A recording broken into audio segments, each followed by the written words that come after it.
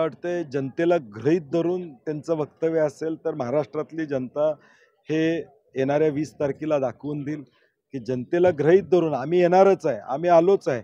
400 पारचाही नारा केला होता. देशातल्या जनतेनं काय करायचं ते केलेलं आहे. त्यामुळे हे घोषणा आहेत. या घोषणा शेवटी माणसं जाऊन बटन दाबणार आहेत. ते बटन एकटं कोण व्यक्ती दाबणार नाहीत. त्यामुळं लोक आज जाऊन महाविकास आघाडीचंच बटन दाबणार याची आम्हाला खात्री आहे.